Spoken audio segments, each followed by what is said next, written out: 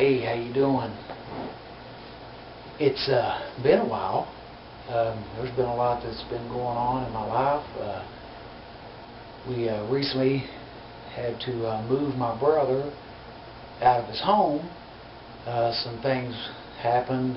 His wife left him. He lost his house.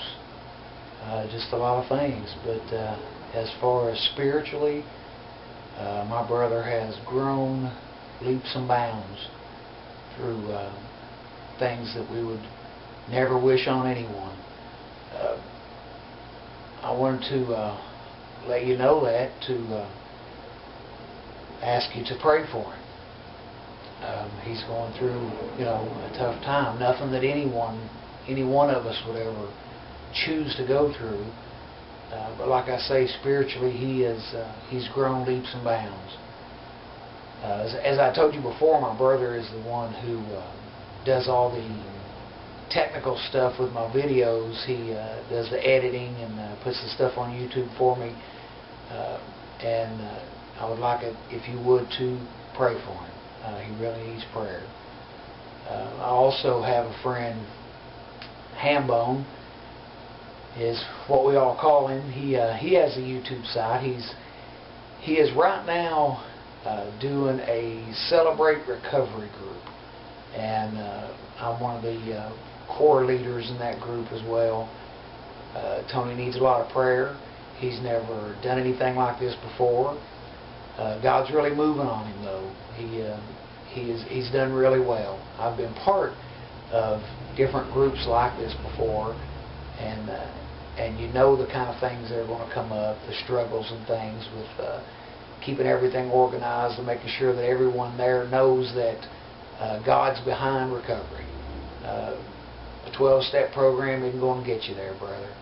I'm here to tell you right now, if God's not in the center of everything you do, you're just not going to get anywhere. And I would like it if you would pray for Tony and the rest of the group that has taken this on, but Tony especially, because God's really put this on Tony to do this, and he's doing really well as far as leader of this group, and pray for those that are in the group, with people there with different problems. And recovery doesn't just mean drugs and alcohol and things like that. It could be anger, it could be control issues, it could be a lot of things. Anything that you have that could hinder you in your walk with the Lord, you need to get rid of. And you can do that if you put Jesus Christ first. So I would desire your prayers for Tony. I desire your prayers for myself. The Lord has put me on a journey that I've never, it's like nothing I've ever encountered. I've been in the same church ever since I got saved. I started going to that church, of course, before I got saved. Got saved there, been there for 9 years. And just here recently, the Lord has let me know that it was time to move. And He didn't tell me it's time to move from here to here. He didn't tell me anything like that. What He did tell me is it's time to venture out and to go to other places to have church. And we as people can try to look into it and see what we think is the reason for it all, and yeah, we might be right, but most of the time I'm sure we're not, because we can't think like God does, and we don't see the big plan like He does. I kind of feel like it's to move me to somewhere else, but at the same time I have no idea. He could have just done this just to see if I would mind Him when He says, hey, it's time to move. I need you to go learn something. I need you to go see something. I need you to share something with somebody. I mean, I just have no idea. But I fought it for a long time. And as soon as I quit fighting it and did what God was asking me to do, it felt like 1,000,000 pounds was lifted off of me. And things have been wonderful since then. I miss my church family and things, the people I've had church with for 9 years. I love all of them to death. And I miss them. I miss sitting in my pew and turning around and seeing their faces and the hugs and the fellowship and things together. But I have really had a great time in what God's having me do, and I know it's just going to get better. I may end up right back at the same spot. I don't know, but God is really moving on me through this new journey that He's got me on. But I do desire your prayers, and because it's different, and I just want to do what God would have me to do.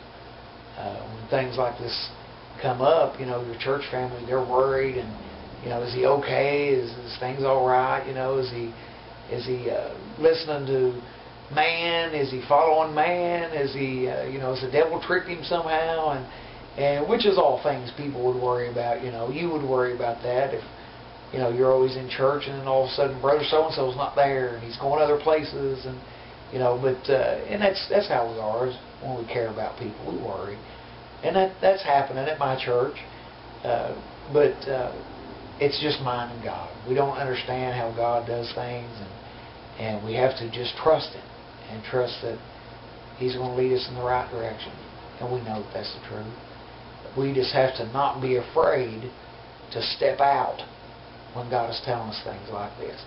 The person that He kept bringing to my mind was Jonah. I mean, Jonah was doing what God wanted him to do. He was preaching, but God says, well, you need to go over here and preach in Nineveh.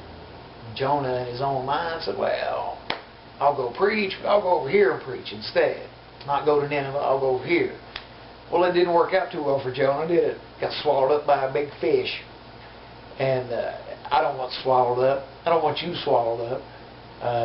So just pray for me, and all the other folks that you may know that may be battling with, doing something that God's telling them to do. If God's telling you to do it, then it's all going to work out for the best. Now, a lot of times we'll take on something on our own. You may have a friend that says, oh, it'd be a good idea if you'd start a Bible study group. And you just start a Bible study group. And God's not impressed on you to do so. Well, I mean, there are things that come up that need done, and we should just do them because they need done. But if God's behind it, then what He wants is going to come out of it. He's going to be glorified, and everything will be as it's supposed to be. And I know that in this path that I'm on, He's going to be glorified. I'm going to learn the things I'm supposed to be learning, see the things I'm supposed to see, and end result, whether it be I'm at a new church or I'm right back at the same church, I'm still going to get what God wants me to get out of this journey. But I do desire your prayers. I also have a friend that I have come back into contact with. We grew up together, love him to death with all my heart. We spent our whole childhoods together, and I would ask you to pray for my friend. He's going through things like all of us are, and has battles and trials and things that come up. And we've been doing a lot of praying for my friend. He, like I say, is a very good person, has always been a good person. He wasn't like me when I was younger and running wild and just diving so deep into the world that it seemed like there was no escape. He didn't grow up that way. He wasn't like that, even though it was me and my brother and others around him that were doing those things. He chose to be the good person, and I would ask you to pray for my friend. He's like I say, a great person, and but he needs to be with the Lord like everyone does. And I would ask you to pray for him. Through this journey that I'm on, it's been tough on my wife. Not understanding, what is God trying to show Roger, and where's he going, what's going to happen, and things like that. So it's different. It's tough, but she trusts what the Lord says.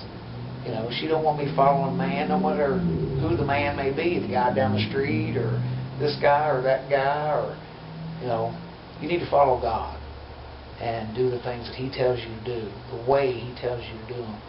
Just like with the message that I did with you on about Noah. God gave Noah specific instructions on how to get the job done he needed to get done.